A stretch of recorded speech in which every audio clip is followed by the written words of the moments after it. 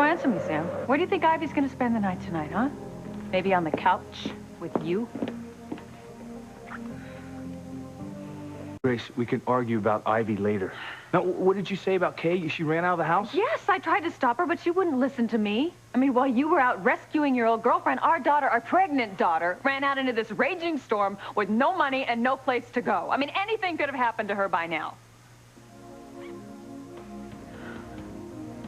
How could you let her leave this house in this weather? I mean, she could freeze to death out there. I tried to stop her, Sam. I did everything I could think of. It's true, Dad. She did everything she could trying to convince her. She wouldn't listen. There was just no turning her around. I mean, I even did what you asked me to do. I stopped the whole tough love thing, and I told her that I didn't blame her for everything that had happened. Look, I just don't understand how you could let her walk out of this house. You know what? I do understand, Sam. Because I told you that you were the only person that she would listen to. But you weren't here. Now, you had to run off on some urgent police matter, which turned out to be a rescue mission for Ivy. Damn it, Sam, I needed you, and your daughter needed you, and you weren't here. And to make things worse, you lied about where you were going. No, I didn't. I told you I had to respond to a domestic dispute, which is what I did. Which you had to know was at the Crane Mansion. I did. I knew it involved Mrs. Julian Crane, which could easily admit Teresa or even Rebecca. I had no idea it was about Ivy. Oh, come on, Sam, that just doesn't even fly. We don't have time to fight about this. Not with Kay out there wandering around in this storm. Look, don't you dare try to blame me for this. Because this wouldn't have happened if you were at home. In fact, if anything happens to Kay, I'm holding you responsible.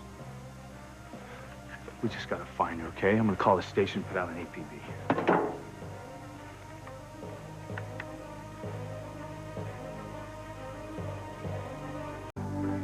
She's 5 feet, 10 inches tall, medium length brown hair. I'll just fax you over a recent photo of her. I'll get one, Dad. I know where a good one is. Thanks. She had on a gray wool jacket and a striped scarf. She had on a gray wool jacket and a striped scarf. Right.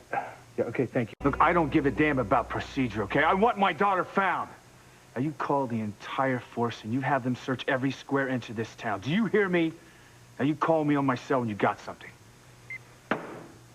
Now, what area did you already look so I don't search there?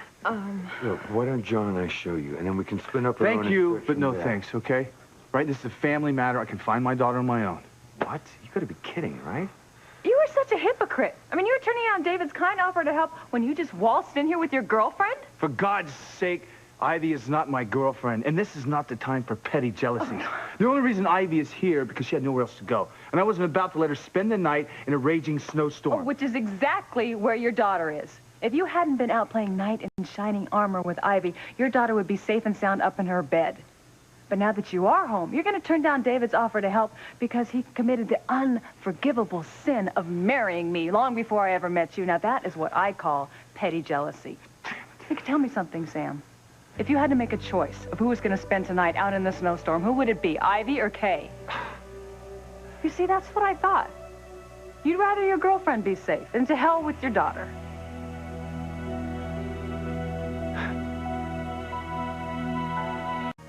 Will you stop trying to put words in my mouth?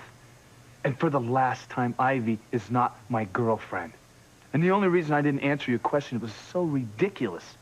I wouldn't want anyone to spend the night out in the blizzard, Ivy or Kay. Maybe they found her. Hello? It's Ethan. Don't keep the line tied up too long. I can't believe that you would let your personal feelings for David get in the way of his offer to help you find Kay. I'm not rejecting his help out of spite, Grace. Oh, no? Then what is it? Look, I don't have time to babysit him or John. This is a job for professionals. They have no experience. For God's sake, Sam, they've both got eyes. I mean, they can look for her as well as you can. Or are you the only one that's allowed to go out and rescue damsels in distress?